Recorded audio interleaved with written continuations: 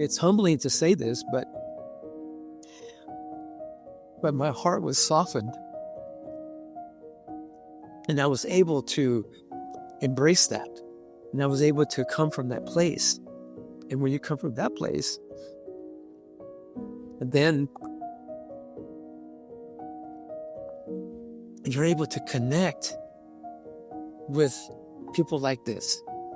You're able to feel where they're coming from, and the pain that they've been through, the suffering that they've been through. And when you can resonate with that, you're able to have compassion for them, like for real, and you're able to pray for them.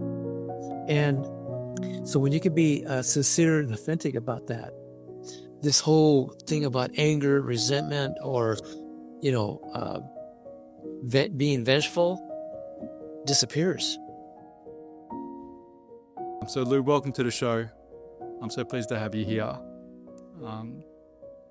And I thought it'd be great to people who have not heard of you, to give a bit of a backstory as to how you ended up where you are as this great teacher for people. Well, I was raised in Orange County, California, on a very conventional lifestyle. I grew up as a Catholic, and I ate food like most people do today. My mom was a great cook. I loved her Italian food and Mexican food, American food, and later on as a teenager, I got into fast foods as well. But it did catch up with me, I must say. And so I finished high school in 1970. Shortly after that, I went in the Air Force. While I was in the Air Force, I started developing these digestive issues where instead of going to the bathroom twice a day, I started going to the bathroom every other day and every 3 days, and then once a week, and then once every 2-3 weeks at a time. And my body became very toxic. And that's when I ended up with severe acne, allergies, hives, rash, itching, terrible. After that, I ended up with a big tumor behind my head. I was facing surgery because of it. And thereafter that, I was dealing with, I had a chronic asthma attack. So, I was rushed into the hospital, and they gave me medication for it. And I was taking medication, intravenous and oral medication, just to breathe. Ironically, before that, before I even went in the Air Force, I could run a mile in 4.5 minutes. I could run 30 miles nonstop. I could do 4 minutes underwater. I trained a lot in high school. So, in high school, I could do 90 pull-ups. I could do 200 fingertip push-ups. So I was in pretty good shape in school. So when I went through boot camp with flying colors, but after that is when I started having these issues. My digestion started, tweaking out, and before I knew it, I became toxic. And then I ended up with this tumor, the acne, the asthma, the congestion, pain in my joints, and I was crashing. And I didn't smoke, drink, or take drugs. Good person, worked hard, but I couldn't understand why I was suffering so badly. It was pretty intense. So, one day I was in the hospital several months later, and I had this insight where it's almost like God was speaking to me, and I was told that we were created to be healthy and happy and enjoy a quality, wonderful, prosperous life and multiply everlastingly. That's what we were given in the beginning. And I got real clear about that. It was like just came right in me. And I thought, well, if that's the case, then why am I suffering? Why do I have all these things happening to me then? So I wanted to know 3 things. So I prayed to God that I could understand what was causing my issues, so I could stop doing whatever that is. And then I want to know solutions, what I could do about them, so I have a chance to get well. But I also want to know how to live. I want to know how to live in such a way so I could regain my health and wellness and then maintain it and enjoy the good life that we deserve to have. And that way I could also fulfill my purpose here. And I actually completed that prayer in Jesus' name, Yeshua's name, and like my mama taught me, you know. And I'm telling you, I felt the presence right by me. I was told to walk away from the hospital, and I did. And that night, I went to sleep. I woke up with a chronic asthma attack. I was suffocating, and I thought that was it for me. Hundreds of thousands of people die every year from chronic asthma attacks that don't have their medication. Well, I walked away from all of it. So that night when I had the attack, I thought that was going to be it for me. And so that's when I said, well, Heavenly Father, either take me right now and I'll serve you in spirit forever, or show me, teach and guide me. And I'm ready. I'm willing to do whatever you guide me to do. And then from there, once I get well, then I'll go on to fulfill my purpose, which is to create 7 healing centers into the future that was shown to me when I was 16. So in that moment, I felt this tingling, warm sensation run through my body, and my suffocating went away. And all of a sudden, I had a total reflection of my whole life. I was covered by this bright light, and I was given instructions. And what the first thing I was told was that we are these beautiful, brilliant, ingenious, creative beings. They have this inner potential to create possibility after possibility, infinite possibilities in His likeness. And then I was given the instructions of these 4 principles of life. And then I woke up the next day, I applied them, and within 6 months, everything went away. Never came back in 53 years. I've been well ever since. So it's been an amazing journey for sure. And so I'm just so grateful just really to have another day, each day from one day to the next, and fulfilling my purpose and working towards spreading this knowledge and this message, these teachings everywhere I can at my best.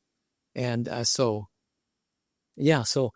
I got healed in the Air Force, and I got out of the Air Force in 1974. And then I came home in Orange County, California, where I was raised. And I tried to spread it to family, friends. Everybody blew me off and rejected it. And so other than my baby sister, she's the only one that saw it and got it. And she's been living this way for many years like myself. And I mean, people look at her today. She's got married, had 5 kids. Now she's got 18 grandkids. And also she's got a grandkid as well. But I mean, people look at her today and they think she's half her age, and she's 61 now, and very strong, very healthy, doing really well. And yeah, but thankfully, you know, I went signed it 12 years after that, and I lived off the land for 12 years and just had a simple, quiet life because I was led to do that, and then just to live it. So as I got grounded and masterful around the lifestyle, then in 1988, I was led to break silence and start sharing these teachings of these 4 principles of life. And I've been doing that since. I started with 1 person, then 2, and then 3, and then all of a sudden it just blew up. Now I have like a couple thousand people calling for help, you know, just wanting to know how do you cleanse, heal, regenerate yourself like you did. I want to know how to do that. I'm ready. I'm willing, you know. So when people come to me and hang out for 10 days, 20 days, 30 days, sometimes 60 days, it just depends on certain people, what they're dealing with. But what's interesting for me is after all these years of, you know, just assisting and helping as many as I can, when they learn these 4 principles on a deeper level, right now I've been doing it one-on-one, showing them the ropes, showing them how to implement these teachings, these 4 principles, and put it into how to structure it into their life, and how to really put it into place, and how to do it on a deeper level. I've been doing it by hand like that for many years, since 1988. And so it's already 2025, it's a lot of years in different parts of the world. But I've seen a lot of wonderful people with many different issues disappear because of the work, so it's been remarkable. And so, but in the future, what I envision is to create 7 healing centers in the future where people can come from all over the world to these places that's closest to them and learn these teachings and have other people there to help support them. They have a place to stay. These places that I envisioned and saw when I was 16 for a year, they had their own gardens or orchards, facility, beautiful, radiant people there to help them, support them, educate them, and work with them and help them with these teachings and how to put them into practice and all that. So that would replace what I've been doing by hand, but it'll be able to do it for a lot more people at a time. You see, and it would be a lot better situation, a lot better environment for them. So I'm looking forward to accomplishing that one day in the near future. Lou, I just want to quickly touch back on the 12 years of silence. Was that a strict silence? Were you? I know you're on the land and farming, but Yeah, that's a good question. Well, when I went when I moved away from California to Washington State, I got a job where I didn't have to talk. So I got paid well, and I just did my work, and I didn't have to talk. So I didn't talk at work. And I'm living this lifestyle. And then I found 10 acres of property. And so I had a big garden, a big orchard. And so when I came home, I just worked in the garden, worked in the orchard, and I also did clearing of the land. And it was a beautiful piece of property. I mean, it was like heaven on earth. I'm telling you, it was like a really beautiful, incredible place. And it had the view of this big mountain. And it was only like 20 miles away as a crow flies, but the trees, the greenery and the richness, the air. I mean, it was just gorgeous. It was just beautiful, and it was a really peaceful place. But I did that, and I just kept studying. I kept researching. I kept experimenting. Creating all kinds of different recipes and getting grounded and masterful around the lifestyle, and just taking time to pray and meditate all the time. And I read some really powerful, inspiring books, and also a lot of books on so much about life. You know what I mean? Because the 4 principles entails all aspects of life.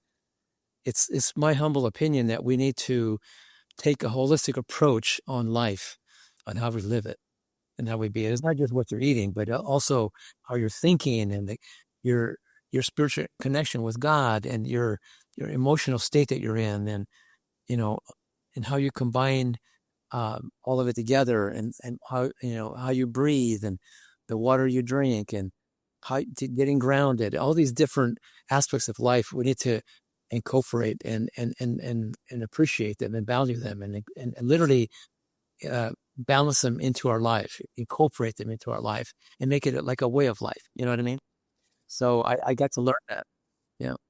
well, let's touch upon the 4 principles because we were mentioning before we started. Well, I was mentioning before we started that I feel like I think it's fantastic that the health and wellness space is blowing up. It's getting a lot more attention. People are more and more aware of their health and the importance of it, and particularly in the West. I mean, it's pretty obvious we're so sick on mass that obviously people are looking for a different way of being than this sort of the sick care system we're currently stuck in.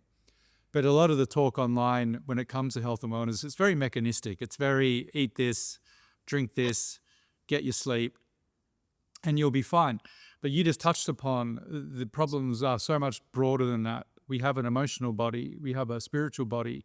And if you're not tending to those gardens, I feel you can see it. It doesn't, your body won't heal. We're interconnected with so much more vast awareness than we could ever imagine. And what I love, and I'll get you to run through your principles, but what I love is that at the top, you've got cellular communication, which to my mind is how we think about ourselves, how we talk to our bodies, and down to what we're feeling and to even the subtle thoughts. Everything is impacting our health. It's impacting how we are in the world. So do you want to dive into the 4 principles that you got given when you're in your early 20s? Yeah, well, I call, because we're made up of 35 trillion cells that make up our body, right? So I'm approaching these teachings that were passed on to me and bestowed upon my heart, and that experience I had. It was so incredible and life-changing. It transformed, saved my life, literally. But so I call the first one cellular communication, and this is where how you communicate spiritually, mentally, emotionally, and physically makes all the difference in the world. So I remember I went on water for days asking God, what kind of a message would you like for me to share with humanity? You know, I mean, what else would you want me to say? And I woke up with this, that every precious moment that you have in this life, you have a thought or an emotion, or you eat or drink or do something or go somewhere, you know, but it's your choice, right? So how you choose to think, it could either be, you know, positive, constructive, creative way of thinking, or negative and destructive, but it's your choice, right? And it's the same thing with emotions. So you can choose to either be happy or sad, or angry and resentful, or loving and forgiving, but it's your choice. You choose from moment to moment what you choose to eat and drink. So it either regenerates you or degenerates you. But again, your choice. Who you hang out with, where do you go in this life, who you go with, again, your choice. So there's consequences between what choices we're making. So whatever choice we're making in these different areas of life, it either empowers us or disempowers us. Weakens, strengthens. I mean, it either weakens you or strengthens you, you know. So you have to look at that and go, so if we become conscientious of this, now you have a choice to become responsible, intentional, and powerful in the way you think. Because what you think, what you speak, what you feel, and what you do, what you eat, drink, it all makes a difference. It really does. So that's why it's important for us to take a holistic approach on our lives. So, because it doesn't just relate to just that. But I think I do find it kind of fascinating, though, when the body is crying for water, and instead of giving it clean, pure water, and we're drinking Kool-Aid and soda pop and a beer to hydrate our bodies. And when I learned how to drink pure alkaline structure energized water, and even when I learned how to infuse it with hydrogen, that took it to a whole new level and make it 10 times more permeable. But again, knowing how to do all these things, it all makes a difference, right? But the first principle also allows us to recreate, reinvent, redesign our lives. This is when we become more connected to this side of us that's infinite, this side of us that has this inner potential to create infinite possibilities in his likeness, right? So now when you have the ability to acknowledge and accept that and embrace that, now you can be responsible. Now you can be intentional, and now you can create the new life that you want to create. You can, by being intentional and responsible, you can actually reinvent yourself, recreate yourself. You can cleanse, heal, regenerate, balance, harmonize every cell, every organ, every gland by design, by being intentional about it. Now, in my case, you know, because when I learned all these things, I actually prayed to God. I did. I mean, that's how I learned all these things. So when I prayed to God for understanding the causes, solutions, and how to live from now on, kind of thing, and I said it in Jesus' name, Yeshua's name, Master of all masters, King of all kings, right? Lord of all lords. He's the ultimate one. Any masters, any gurus, swamis, anybody, whoever I learned from, studied, or about, or whatever, they all agree that he is it. He is the ultimate master of all masters, King of all kings. it's an interesting thing that when my mom taught me about that when I was 10, she didn't even know this, but there was kids at school, about 10 of them, that were beating me for 5 years daily out in the field, kicking me like a football and roughing me up and telling me that they're going to kill me if I'd say anything. So I never said anything. But 5 years later, when I was 10, my mom sat me down. She says, I want to teach you the power of prayer. And I said, okay, what's that? I didn't even know. So she said, well, remember a few months ago when I was in an auto accident and my car flipped 3 times in the air and all my bones were broken and the cast from neck down? You came to visit me at the hospital. Of course I remember that. Your whole body was in a cast.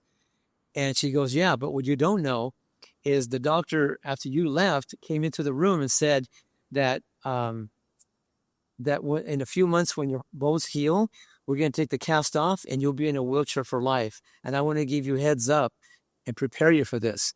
So that's what you're going to be facing when the cast comes off. You'll be in a wheelchair for life. You're not going to be walking anymore because you were injured very badly. And so he left the room, and then she looked up above like this, and she just said, Heavenly Father, please heal my body and make me whole and complete, so I can go home and take care of my 6 kids and continue to raise them. Her faith in God was so great, and her love for her kids was so great. She said that, heal my body, make me whole and complete, and so I can go home and take care of my family, And then she said she completed it in Jesus' name. And then she had this tingling warm sensation run through her body, and her body was healed instantly. She called the doctor back into the room, and she said, I'm healed. I have no pain. Test me, check me, whatever you need to do. I need you to take this cast off my body, and I need to go home, take care of my family. So he checked her, tested her and all that, took the cast off, and she went home. And she went on to take care of her family. She went back to work.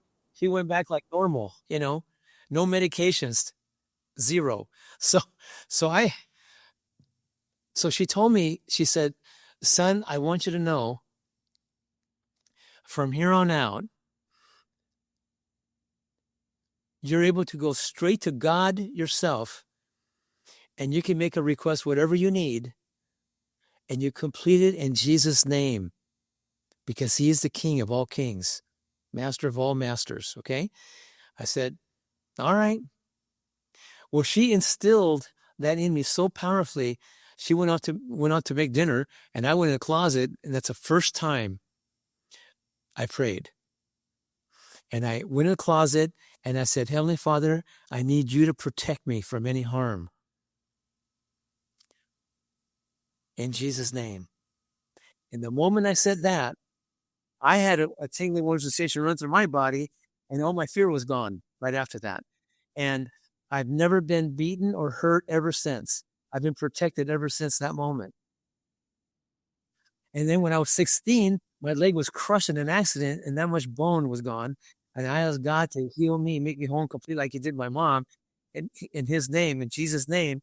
And 3 weeks later, I went in for a checkup, and all my bones, that much bone healed and pulled in and everything, that huge gap, and like brand new. I was healed miraculously. The doctor was like astounded, and I was just thankful. And my leg's been fine ever since. And that happened in 1967 when I was 16. So, and then when I was 21 and I had the tumor and acne and all these different conditions going on, I asked God to help me and everything. He did in his name. So that's why I am so intentional about living my life according to the way I was taught.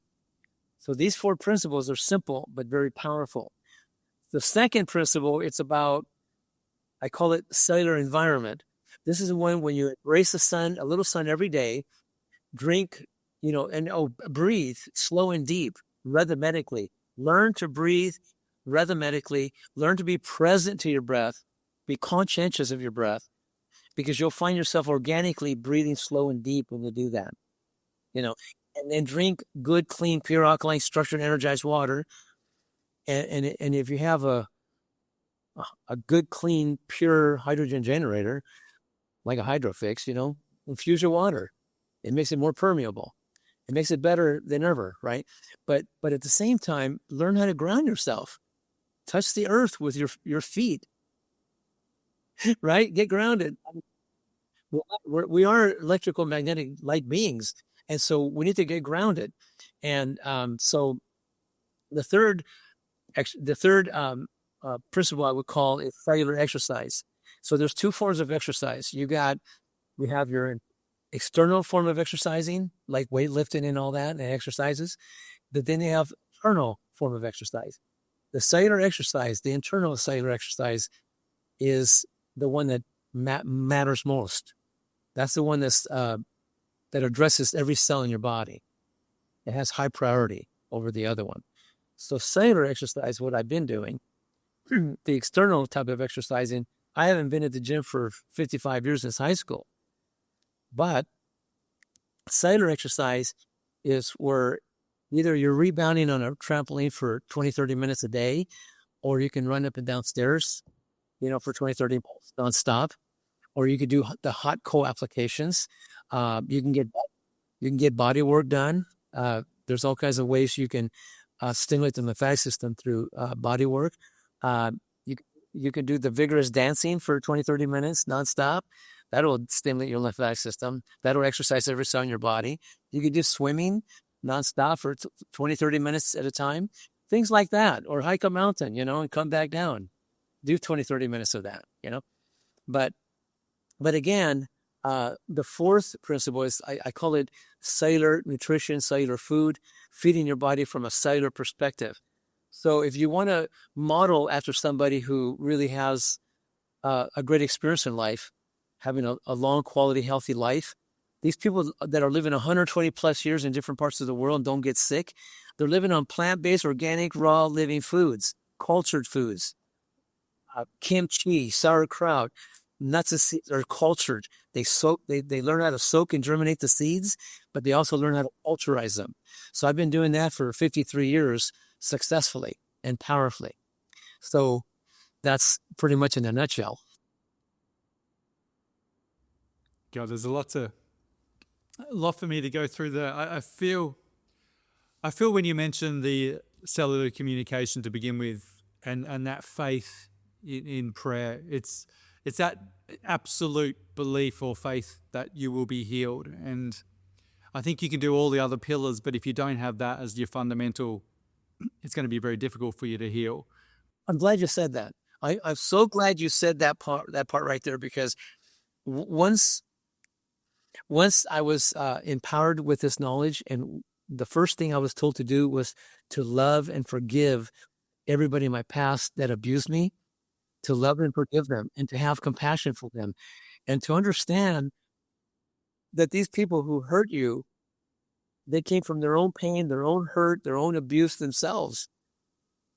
Neglected, they've been rejected, they've been abused and hurt themselves before they did all those things to you. So in spite of all that, you still love and forgive them, and you still have compassion for them, and you pray over them. You pray over them for their own healing, their own success in their life, so they can go on with a great life, And you know what? I learned to do that. Now, I'm telling you, when I had this experience, I was humbled by this experience. When I was in, let's say, God's hands, I was embraced by this bright light around me. I'm literally, I went from hating life and being miserable and being angry and resentful towards those people that hurt me, to loving life, to appreciating life, to forgiving the people of my past, and letting go of that anger and that resentment, all that. When I was embraced in this experience I had, it was like a mother holds her baby and loves and nurtures the baby by 1,000 times that. So it transformed me. It transformed my mindset. It transformed all this anger and all this resentment I had inside me. All that went away. I found myself loving life and being grateful for this life. When I woke up the next day, transformational. I went from before when I used to get up, oh, I got to get up and go to school. Oh, I got to get up and go to work. I mean, it was always like, oh, I got to get up. I didn't want to even get up. You know what I mean? And I was miserable. I didn't even want to get up. I didn't even care if I lived or died. It didn't matter. But when I woke up this next day from this experience I had, I woke up the next day, it's like, oh, wow, like I'm still here. I get to live another day. Wow. And then I got excited and became so grateful. And I've been like that ever since. I've been so grateful ever since. Every day I get to get up, it's like, oh, I get to have another day. You know what? I tell you what, if anybody's listening to this conversation right now, if they just get this one part of this message, there's so much to say and so much to cover, and there's so many aspects of life. But if they could just grasp this one little nugget right here and wake up tomorrow with that attitude of gratitude kind of thing and be so grateful to God to be blessed with another day to live. They wake up with this, instead of getting, oh, I got to get up and go to work or go to school, I get to get up. Wow, thank you, God, thank you. Yeah, and be grateful for this life and really appreciate it. And be the best you can be and live up to your potential kind of thing, And I'm telling you that my whole consciousness changed. I became conscientious of not just my breath, but in the good water to drink, but even what I put in my mouth and what I ate and put into my body. I became conscientious, And so when I was taught to go from eating those dead animals I came from, I mean, I used to eat beef, turkey, chicken, fish, dairy products, eggs, milk, all that stuff. I ate all that. I just ate pretty much like most people do today. But when I learned to enjoy the fruits and the vegetables and the herbs and all these different seeds and how to soak and germinate them and how to make yogurts out of nuts and seeds and how to make all kinds of different dishes with it, within 6 months, the tumor dissolved. The acne went away. The asthma went away. I mean, everything cleared up. I've been well ever since. That was 53 years ago. I mean, that's, and I feel like amazing. I mean, I feel like I'm just getting started in life. And I'm 74. It's like, well, if people can't see, people need to look at it. I mean, your energy it's just that, this is what I loved when I found you and I found a few other people I mentioned. Most people, when they get to your age, and I don't like putting age on people because I think it's as we've covered, a lot of it's to do with your consciousness, not your biological age, chronological age.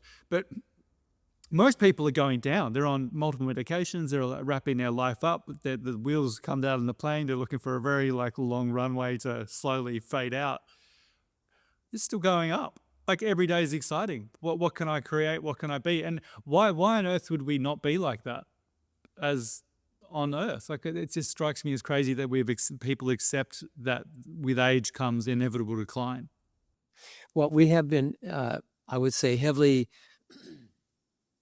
conditioned, programmed to think a certain way, eat a certain way, be a certain way, act a certain way, live a certain way, whatever it is. But I mean, we've been heavily conditioned, programmed. So for me to break through all that, I'm not going to say it was easy, but I'll have to tell you this, in all truth, when I was given these instructions and guidance, what and how to live and all, I woke up the next day. One of the first things that I prayed for it was a deeper understanding about this way of living. And I was actually taken into the Bible and shown a bunch of different things that helped me. But after that, I did ask, I want to know about this protein thing, because I was so used to eating animal protein, right? So I asked, and so I was taken to the very first book of the Bible, and it said, the very first book, the first chapter, 29th verse, it said, after all the animals and all people were created, I was given, I was shown this verse where it said, I have given you every herb bearing seed, every fruit yielding seed for your meat. And then later it talked about how Daniel had been living this way, and he was doing a contest between the king's people and him and his people. And he was known to be the healthiest, the strongest, most radiant person. And they also threw him in the lion's den, and the lions didn't even eat him. They became like friends. And anybody else they put in there, that lions eat him up for lunch. So I knew Daniel was very special. And then it took me to the last book of the Bible, and it talked about how when Christ returns, that all animals and all people will revert back to eating plants like they did in the beginning. And the lamb and lion will lay next to each other. They'll be at peace. And there will be no more killing, no more bloodshed, and no more fear. Everything will be peaceful, harmonious, and joyous. And everybody will prosper. And I was being instructed to live like that now, at that time. It's very much too, Lou, the obviously, the Essene Gospel of Peace, like your principles. I think every raw foodist comes across the Essene Gospel of Peace and finds the real Joshua's teachings of true love and reverence for the planet. It feels. Had you read that prior to getting your principles, or this was something that's come directly and it's? No, in my case, it came directly, but after I applied the teachings and followed, and I did ask for, one of the things I did ask God for was courage. I asked him to bless me with the courage to do the things that I was being guided and instructed to do, because I could tell that it would be a huge change in my life compared to the way I used to live before, right? Yeah, so I did ask for that. And I did ask for a mentor to come into my life to mentor me, because I needed some help to understand, like, how do I implement all these teachings into my life, and how do I do it all? I mean, I felt like I needed some help and some guidance around it. And what's interesting is there's an old saying that if a student's ready, a teacher appears. And because I asked, and in Jesus' name I asked, and I met this guy right after that, like literally right after that. I thought he was around 32 when I met him, and he was 52, this man. Yeah. And he traveled the world for 30 years all over the world, studying the longest living people in the world. He lived with people living 120 plus years in different parts of the world. He said that women are 80, they look like 35, 40-year-old women, and they're still bearing children. It's crazy, right? But anyway, he was sharing these things to me, and I felt like maybe he was the person who I was praying for. And then he invited me to his home, and he introduced me to his wife and two little daughters that he had. And his wife, when I met her, I thought she was around 27, maybe 28, and she was 42. And the two little girls, 8 and 11, they were the most beaming, radiating, healthiest children I've ever seen in my entire life. And he took me under the wing, showed me how to apply these 4 principles that he already was aware of.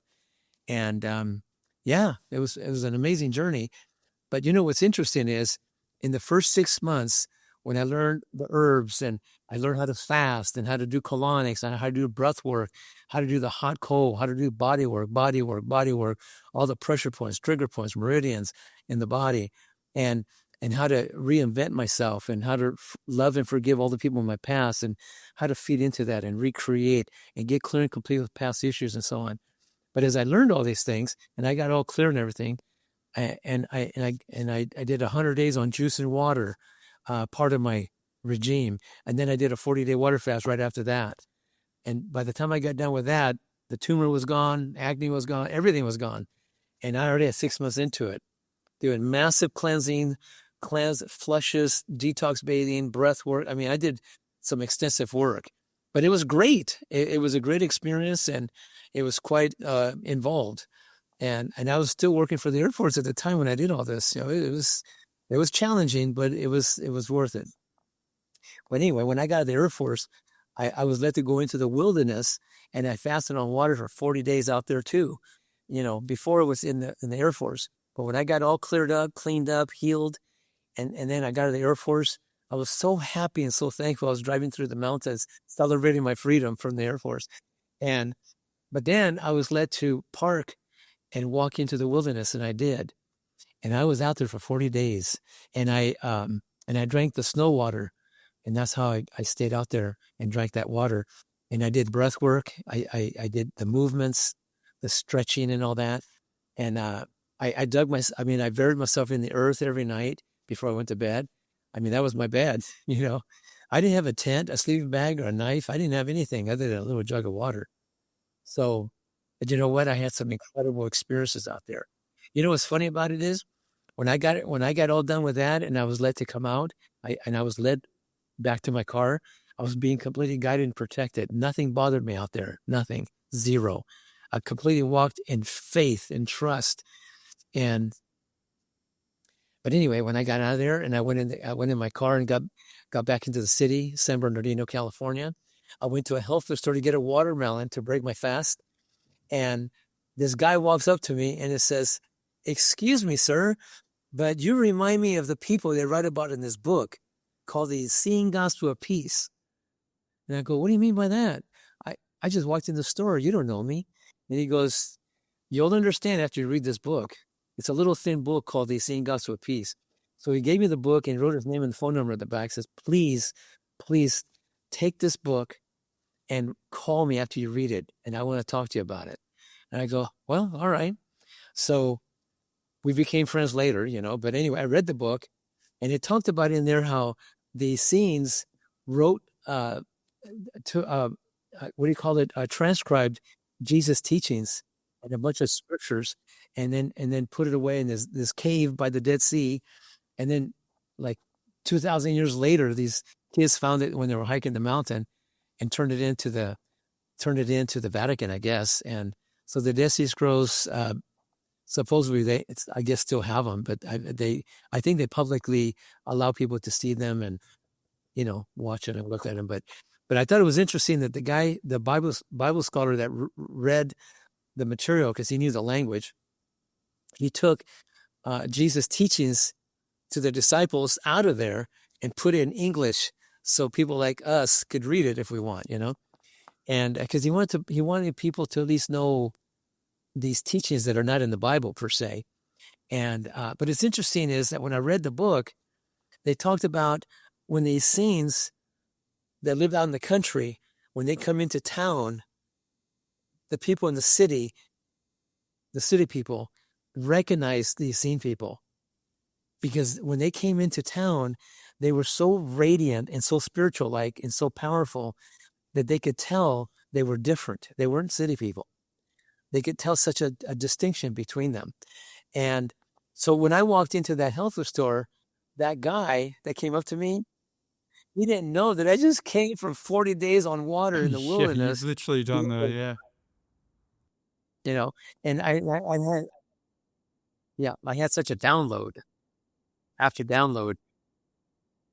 Well, I want to go, Lou, to that. There were two things that really resonated with me, and that is resonance. So when you mentioned waking up and being grateful for another day and having that as your disposition, you're resonating that and you're going to get more of that back to you. And the opposite is also true. So if you're getting up with anger or discontentment or sadness, you're going to obviously be creating more of that. It's just a basic, I don't want to use it. I'm just going to say like the law of attraction. You attract like-minded people. You attract the food creates like-minded situations in your life. All of these things. So that simple yet profound shift of moving into gratitude and grace does transform your life. It's going to have to transform your life. And the other really big piece, you mentioned letting go of resentment and anger toward people who hurt you. And it's something that in my own life, I can intellectualize that, but it's difficult to do on a deep level, to really forgive somebody when you feel wounded, and ultimately understand that no one can really hurt your spirit, your soul and your spirit. They can't hurt those. They might physically hurt you, emotionally hurt you in the moment, but nothing can actually wound you at all. So how was that instantaneous? Was there a process for you with letting go of those things, or you just realized? Because something I've realized myself with that piece is that me holding on to those resentments and anger, they're only hurting me. Like they're not hurting the other person. Like I'm the one who's now carrying that around with me and creating disharmony in my life. So, but for me, it almost became a logical thing. Like, oh, well, I have to forgive them because I'm not going to then continually harm myself. What was it instantaneous for you? Like, what was all that? Was there a process of letting go? Well, it's a great question. You remember when I had mentioned to you that when I was embraced, the way I was embraced in that near-death experience I had? Well, when I was given that instruction that we are these beautiful, brilliant, ingenious, creative beings that has this inner potential to create infinite possibilities in his likeness, we're very capable of creating and being very powerful in our walk. And so the first instruction that I was given was to love and forgive these people in my past that trespass against me or abused me or whatever. But that I was to love them and really forgive them and let go of the anger, the resentment, the condemnation towards these people, and have compassion for them because they came from pain themselves. They've been neglected, rejected, abused, whatever. But also to have this inner ability to see yourself as this powerful, beautiful being, right? And rise, allow yourself to rise in that consciousness of Christ consciousness, right? That can actually love and forgive and have that capacity to do that and have compassion for these people. And so when you can acknowledge and embrace this, like really accept this and embrace this powerful being that you are, and rise at that level, you're able to easily. When I was thinking consciously, like the mindset that I came from, it wasn't loving and forgiving these people. No, my attitude before, it was more like, if you ever hurt me again, I'll kill you. You know, I had that attitude. The attitude, you want to hurt me in the future, you want to hurt me, I'm going to take you out, kind of thing. Yeah. I had a horrific attitude about that. It's kind of like bone for a bone, eye for an Eye eye for an kind of, eye. yeah, Yeah. attitude. And there was so much anger, so much resentment inside me. And I wouldn't have or allow myself to get abused without some kind of a consequence like that. But this experience I had, the grace, the love and the grace, the enormous experience I had, it somehow softened my heart. Because you see, before I was jaded. You know what that means, jaded? Yeah. I Yeah. was hardened. My heart was hardened. And it's humbling to say this, but my heart was softened. And I was able to embrace that. And I was able to come from that place. And when you come from that place, then you're able to connect with people like this. You're able to feel where they're coming from and the pain that they've been through, the suffering that they've been through. And when you can resonate with that, you're able to have compassion for them, like for real. And you're able to pray for them. And so when you can be sincere and authentic about that, this whole thing about anger, resentment, or, being vengeful disappears. It disappears. You don't have that anymore. And what's interesting is, ever since I was transformed this way, I've never attracted it into my life ever since.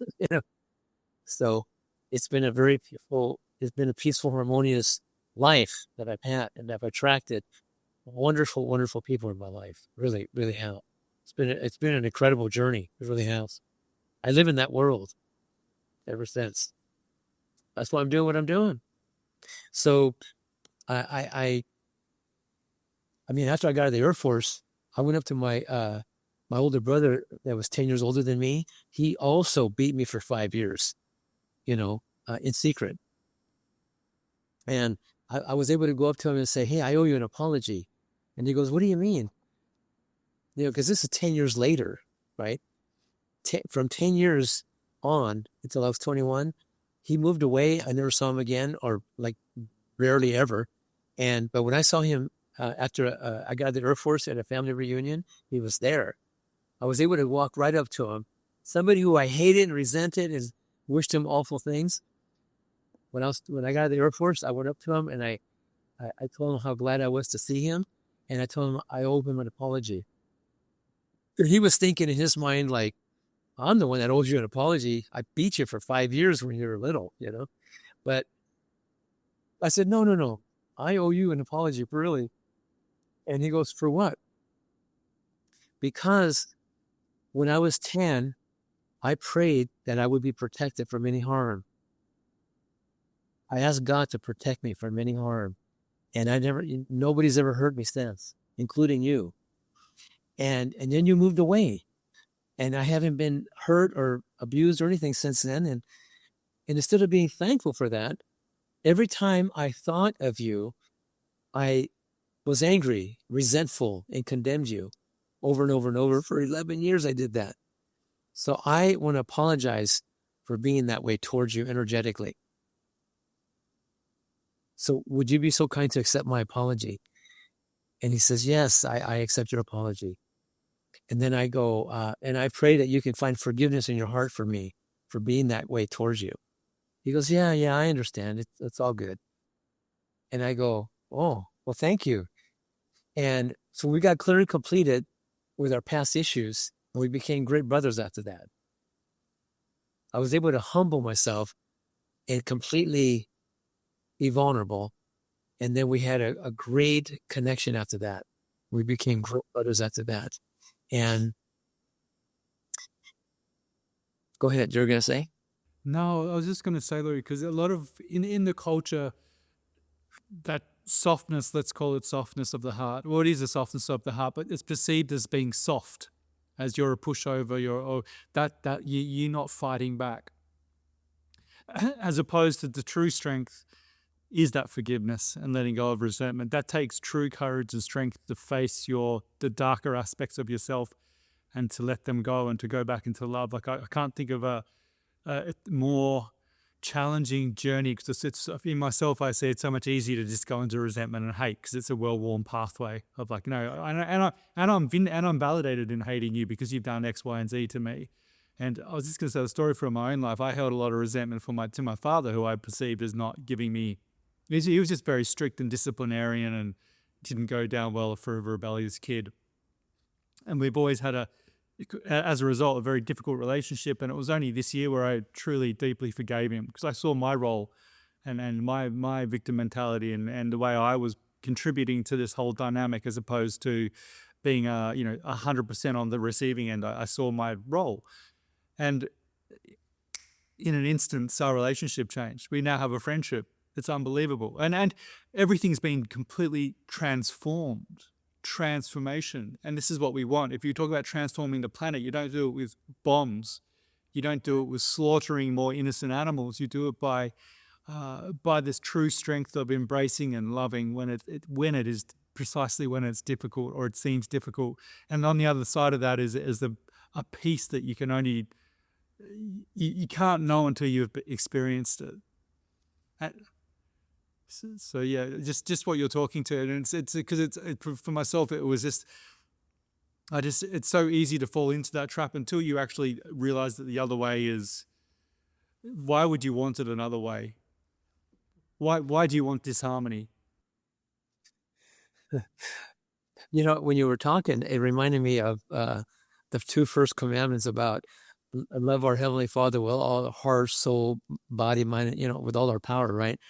And also your enemy and everyone on the planet, love them, forgive them anyway. Just love it, But I thought of another one that said, thou should not kill.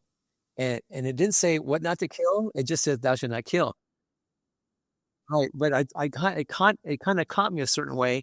And all of a sudden I had this insight that that's what we're doing every day. I mean, the multitudes of people throughout the world since then is actually doing the opposite. They're actually killing the air we breathe. They're killing the earth that we live on. We're killing and destroying polluting our water everywhere in the world, right? It's just, the pollution is getting greater and greater and greater. We're constantly killing the environment, right? We're killing animals and eating them. we're killing our food before we even eat it. We're killing it. We're destroying the life within our food before we even eat it. It says thou shalt not kill, and yet we're killing our food. We're killing each other. It's almost like, think about that for a second. But it said thou shalt not kill, and here we are like killing each other. I mean,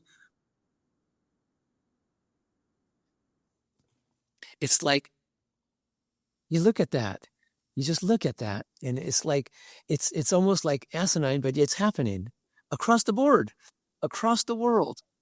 And so I'm here to say that, after the experience I had and the way I've been living for 53 years, I mean, and ongoingly for eternity, but I realized since then, we really don't have to kill. We don't have, excuse me.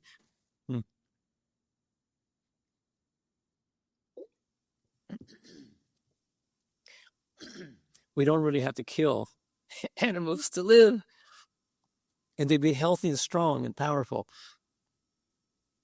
And we don't have to kill our food either to be healthy and strong and powerful and have a great life. I've experienced it over many years now, so I know it's true. I know it's real.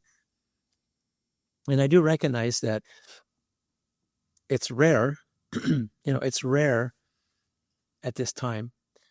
But you know what? Between us and a few others out there that's actually living and evolving into this lifestyle, and really tapping into these 4 principles and more powerfully, one day, I pray that we'll be able to inspire and motivate and educate enough across the board, across the world, that one day we can actually live a peaceful, harmonious, joyous life and prosper in everything that we do under His covenant, and have that going on, because it's a truth. It's a truth. That's the way it was intended from the beginning. So I want to thank you for doing what you're doing and trying to do your best to create awareness that we can actually think more powerfully and be more powerful and live up to our potential and speak with loving words and creative words and things that can empower each other, kind of thing, and really love and respect and honor and appreciate life and be an example of that, and find it in your heart. I appreciate the story with your dad. I mean, that's powerful, very powerful. And I think that all of us as people need to look at how beautiful, powerful beings we are, and that we are capable of finding it inside ourselves to be strong enough and Christ-like enough to actually find love and compassion for people, love and forgive, and have compassion for people, and to be able to pray for their success, their love, and their healing and success in their life. We can do that. It's very powerful, and I do it every day. Next to giving a special thank you for every day. And I remind God every day how much I love and care for Him with all my heart, mind, and soul. But at the same time, I also give a thank you for all the blessings that come along with it. And also, what can I do today to make a difference for the better of mankind, for humanity? So this is one of those things that we're doing right here, right now, in this moment. So thank you for doing that. Well, I don't know how many more minutes you have left to explain a little secret behind food. Yeah, well, it's just that this thing called cellular nutrition, cellular food. These people who are living these 120 plus years don't get sick, feel great, look great, doing well. I think that we need to just consider modeling after people of this nature, because they have learned to follow these teachings for like way back in time. It's somehow this little tiny percentage of these type of people in different parts of the world that are living like this. Um, they are far in between, and some at one time we were actually living this way from the beginning, but we lost sight of it. We forgot about it. We've been somehow influenced or conditioned, programmed, or whatever the case, but we lost sight of it. And so you are one, I am one, and a few others out there that are working our way back to remembering the way we were and the way we were meant to live, and do our best to live up to our potential. So whatever we can do to do that and continue evolving ourselves, and do our best to inspire and motivate others and educate others along the way, right? But when it comes to the food thing, just remember, in the very beginning, we did not kill animals and eat them. And at the end, when Christ returns, it's going to be like that in the future. Those who live like that, like in the beginning and like it will be in the future, like now, like what I've been doing for 53 years, but those who live like that, it's interesting for me, but when I see it, and it's very rare I see it, but when they live this way, those are the ones that I find to be very healthy and radiant and strong and vibrant. And my last mentor was a great example for me.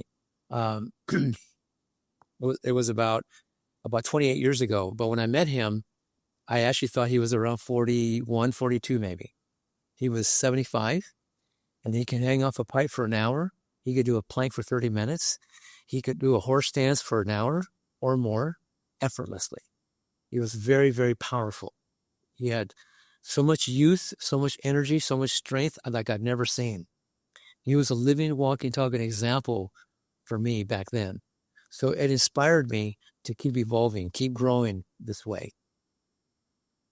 So in the future, when I complete this project to create a course on the 4 principles and how to apply them and put it into practice, I will go back to doing certain type of training that will help me to be even much greater, much better, much more powerful than I am today.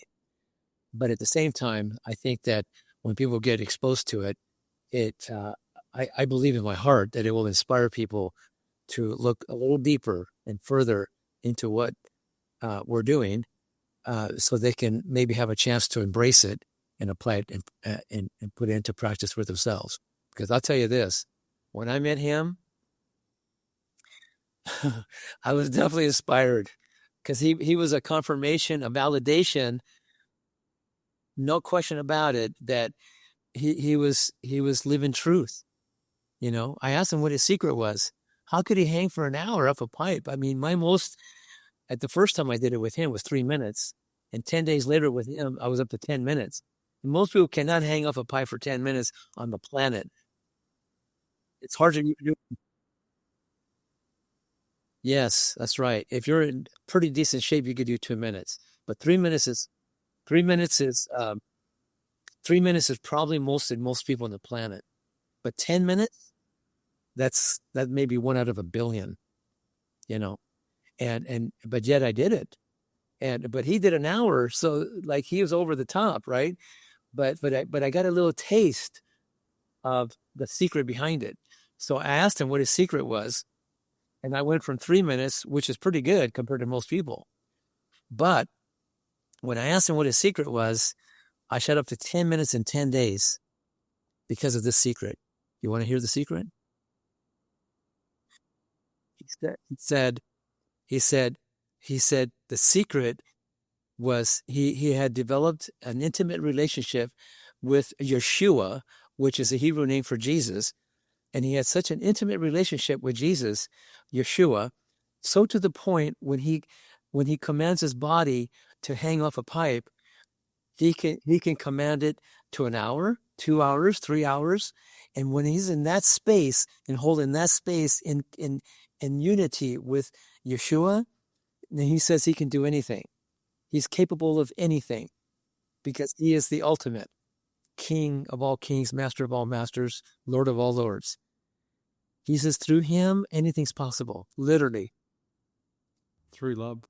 It reminds me of the stories of women pulling their cars off of car wrecks off their children, like this ridiculous strength that they get from love, for this divine love. That it's that same tapping into that life force that we all have the capacity to do. I think of yogis who can do incredible things. It's that it's deepening your awareness to be able to tap into it. And who knows? I don't think we even know what's possible, Lou, at all for us as human beings. Well, I got a little taste of it, and I realized that we're so much more than we think.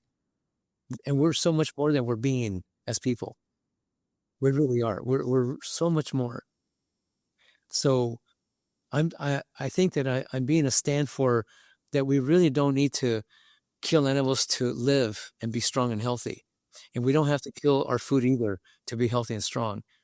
And we don't have to hate anymore or be angry anymore or hurt anybody anymore to be healthy and strong and live a peaceful, harmonious, prosperous life.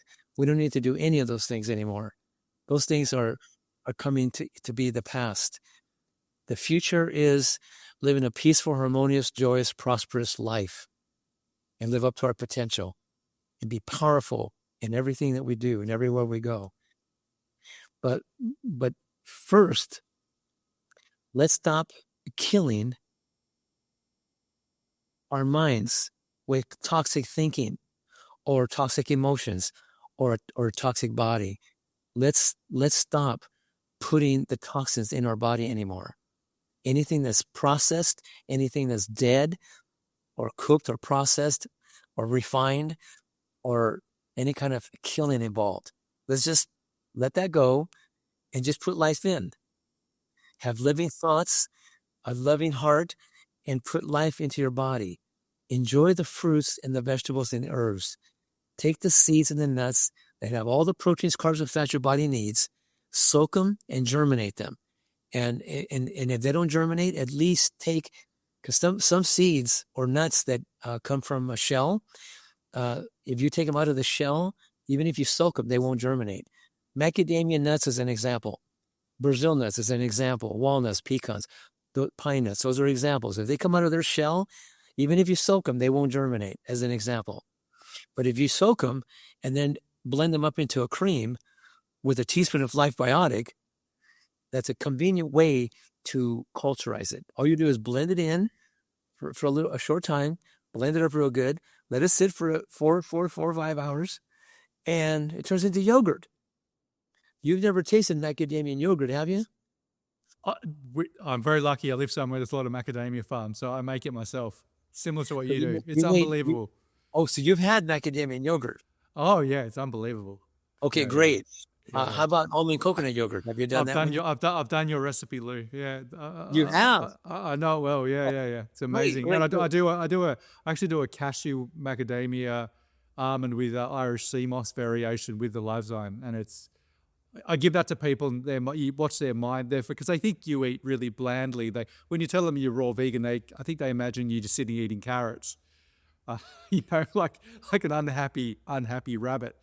Or rabbit's probably quite happy, but you give them that, and you watch their mind just blow up, and they're like, "What the hell is this?" And you're like, the food I eat is incredible. Yeah, beautiful.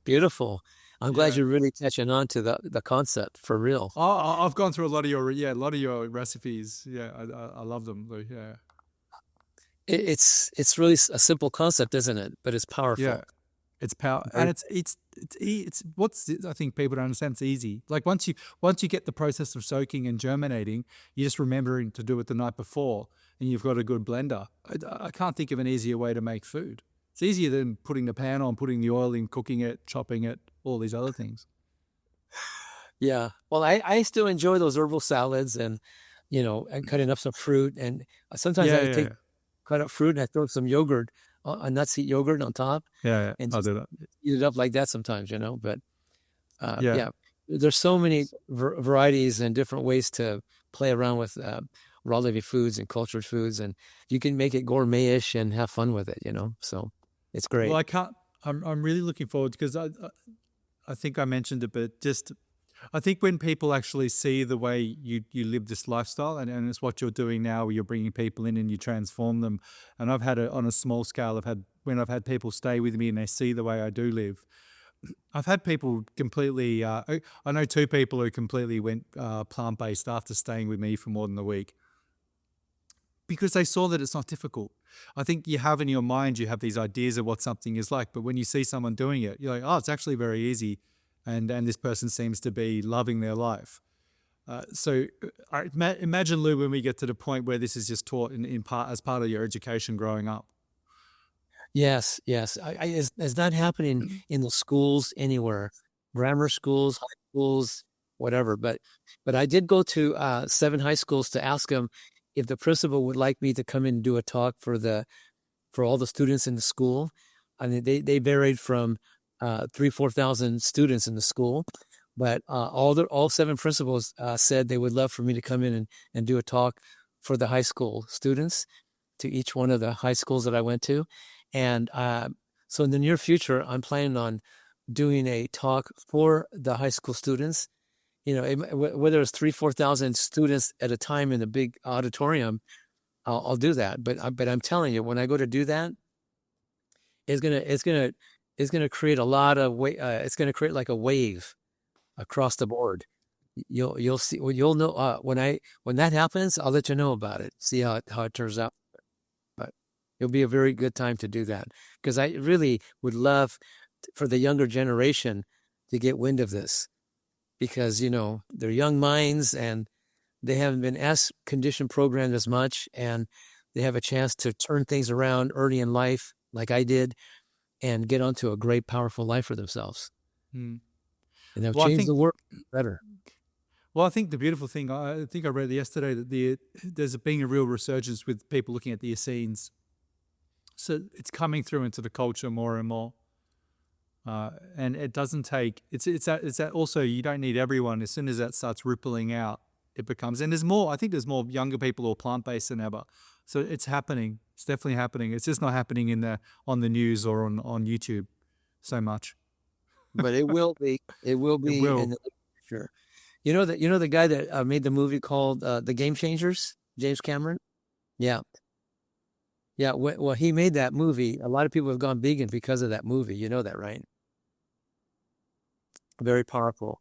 But when the day comes and I go see him and show him some other aspects of the lifestyle, and we take that movie and make another movie, but even at a deeper level, it could be interesting to see what happens.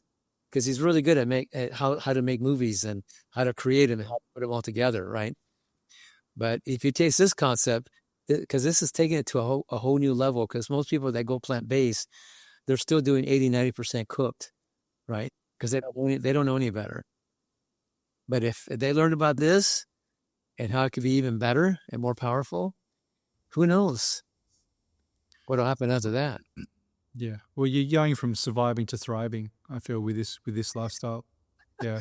Yeah, It's you see, you've got a taste of it now, so I'm really happy. I'm all in. I pushed all my chips in, though. It's and I'm holding a good hand. So Well, you said something about Lifezine. You take yeah, these with meals, your raw food, living food lifestyle. You take these with your meals like I do. yeah, Yeah, I do. Yes, sorry. Yeah, I have. Yes, I'm out at the moment, but I do. Yeah, I really notice and the culture as well for making the yogurts. Yeah, yeah. Well, you know what? If there's 2 things that I would consider that people could take on to themselves, other than the 4 principles at best, is to take Lifezymes with their meals. Now, you and I are already doing raw living foods, but by taking this, just helps compensates for the enzyme deficiencies in our raw living foods to help digest better, absorb better, metabolize better, eliminate better, run more efficient. But people, uh, for the majority of the people out there, are still eating a good majority of their food is cooked, and there is no enzyme activity in that food. So to take the stress off the pancreas and help offset that enzyme deficiency in the cooked food part, I would look at more like a must to take the Lifezymes from Pure Done, because these are the purest, strongest, highest activity I've come across so far, because there's no fillers in these, no fillers. And we're using whole food cofactors to make them. And it's a broad spectrum of enzymes to approach all the foods that we eat as a people. So definitely encourage that. Like I said, people take 4 or 5 with each meal. Well, heck, I take 10. I think for me is that when people think I appear a little younger than they think I am, well, I just Yeah. double it up. Yeah. Doesn't hurt me any. Well, I'll just quickly explain the enzyme. So the problem is, as a lot of people probably are well aware, that the food is not getting the nutrients from the soil due to malpractice with the farming.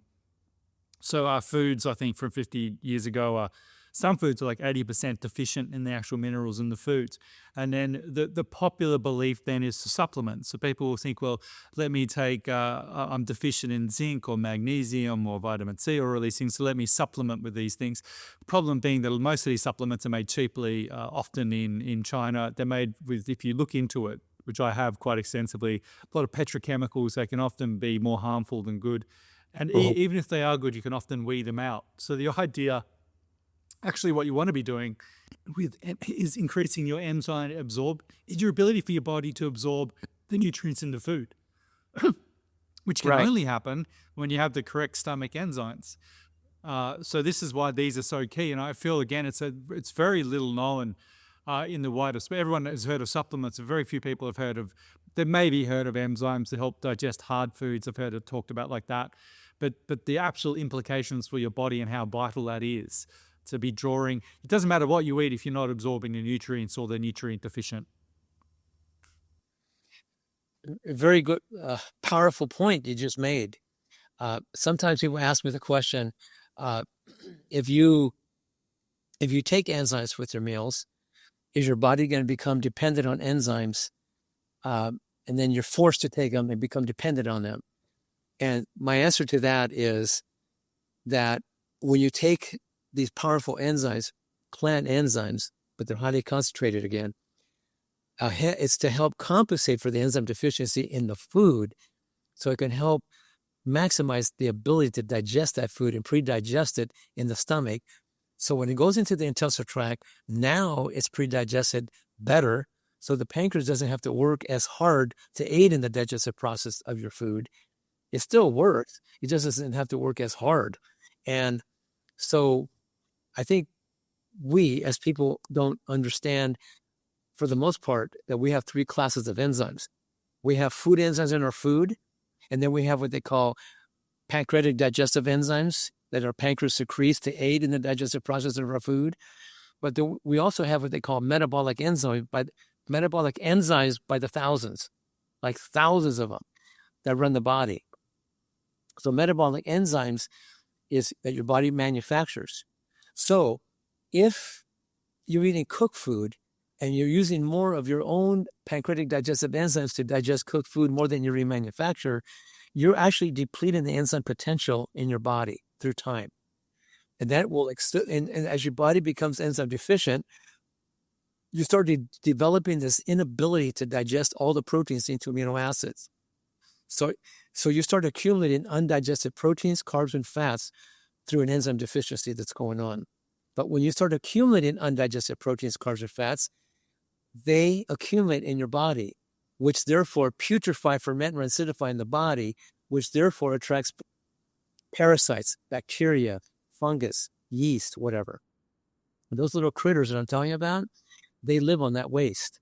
And when they're living on that waste, they proliferate.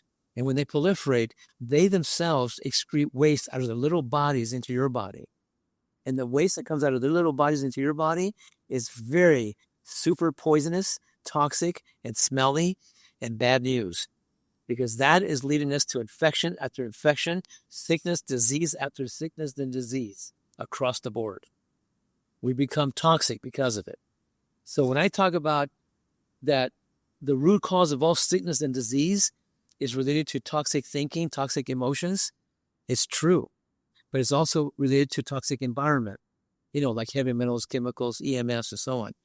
But also a toxic body. When it comes to a toxic body, if you keep eating dead animals and cooked food, and put in your body and using more of your own enzymes to digest that food more than you remanufacture, you will become enzyme deficient. They've already proven it scientifically. We're not talking about one doctor, one scientist. We're talking about hundreds of them across the board, years and years of study, years and years of research. You want to do your homework? Do the study. Do the research yourself. I've been studying it for years. But the thing of it is, as we become enzyme deficient, then now we've got all these sickness and diseases going on. And everybody that has any sickness or disease, they all have poor digestion. They all have poor assimilation, poor metabolism, poor elimination. So we want to turn that around. Well, if you can learn the 4 principles and learn the lifestyle, that would be helpful. Now, if you want to use something like Lyzyme to assist you to help you digest that food better, so you can assimilate better, metabolize better, and eliminate better, well, that will be helpful. But if you're already toxic, you might consider something like Cleanse that we have through Pyridine. It's the specialized herbs with special fibers that help to clean, detoxify, and move this waste out of the bowels and start soothing, healing the intestinal tract. Because we need to do something about that intestinal tract that we have going on.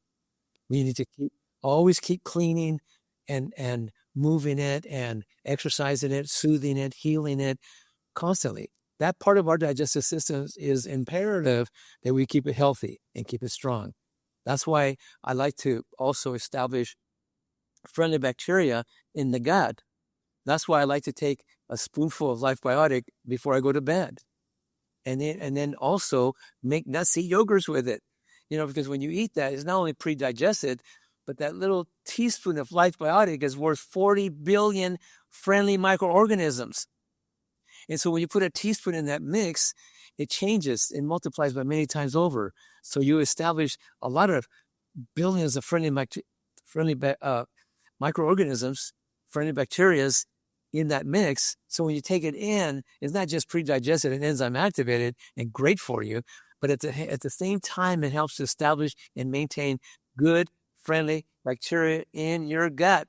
And if you have that going on, then that means you have a healthy intestinal tract, and you end up having core strength and core energy like you'd never experienced before, and you end up feeling great.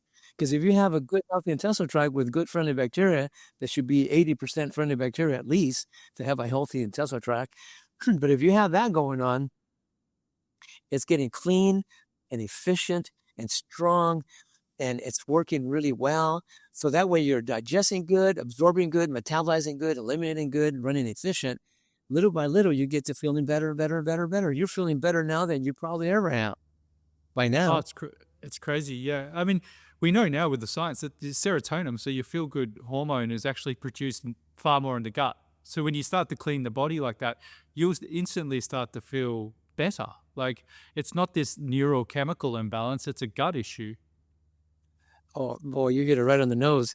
Another thing, when you have good friendly bacteria in your gut, your body actually manufactures the B complex, B12 included, and you have lots of energy and you feel great. Do you know that there's a multitudes of people out there going to a doctor to get B12 shots because they're not manufactured themselves, and so they go and get the B12 shots. But I'm saying to you, if you learn this lifestyle and you learn how to take these powerful enzymes to help you maximize your ability to digest your food better so you can absorb it, metabolize it better, eliminate better, run more efficient, I'm going to always encourage this lifestyle. Yeah. Encourage these 4 principles, eating plant-based, organic, raw living foods at best. But if you're still eating the other foods, at least I'm going to try to encourage to eat more fruits and vegetables and salads and all that with your food. And if you're still eating the cooked food, at least try to wean off the animal protein. That's why I encourage people to watch The Game Changers or Forks Over Knives or What the Health or Seaspiracy, Diet for New America. If they watch those documentaries, 99% of people that watch those documentaries become vegan the next day, So, Yeah. which is a step up, a nice step up to a better way. But again, most people that go plant-based, they still eat a majority of it cooked. And I'm going to encourage to eat more fresh as possible and keep evolving to that at best. I'm always going to encourage 100%. that would be like just the best ultimate way to go. But if you're still doing some cooked food, at least compensate and take the stress off that pancreas and don't overwork it. Because if you overwork it and you become deficient, you're gonna have some issues. I mean, they're gonna show up because it's happening. It's happening across the board. And as you said, though, I think it's just it's a process for people, like particularly if they're coming from the standard diet, at least to start introducing more vegetables and fruits, more fresh foods, to being plant-based. For me, it was certainly like I went plant-based quickly, but in terms of like fighting raw food, it was just a process. And then once you've built that, as I said, you just can't, there's no going back. Lou, I'd love to keep chatting, but as I said before, there's a power outage in my area because I'm in the country, and my computer's now telling me I've got about 5 minutes left, so I don't want this to cut out Oh, well, go ahead and without finish it off. yeah. Oh no, I'd love to have you. You're such a fountain of knowledge. I'd love to have you back to talk more for some simple steps for people to understand the food element, and what you do with just how you eat, just to show them. And I know you're an incredibly busy man, so whenever that may be in the unfolding future of possibilities. But I'm so grateful for your time today and for sharing your knowledge and your inspiration with people, as you said, to facilitate change. And I'm looking Well, forward to the centers very soon. thank you for saying that. I'd like to leave you with this, and also everybody else. I'd like to say a little prayer that every person that hears this conversation that we're having, that they're truly left inspired, motivated, educated enough to begin to start shifting in their consciousness, and finding their way to adopt these teachings at best, so they can have the great life they deserve to have, and so they can learn how to cleanse, heal, regenerate themselves, and keep evolving with it, because the outcome is for them to live this peaceful, harmonious, joyous, prosperous life like we were intended, so they can actually live up to their potential and actually feel amazing and feel happy and excited and grateful for every moment they get to have in this life. That's what I pray for. And I want to thank you for doing the work you're doing and trying to create more awareness for everybody all the way over there in Australia. And who knows, it's spread throughout the world somewhere, somehow. And so I'm grateful to be a part of whatever I've been able to do to help and support that. So thank you so much.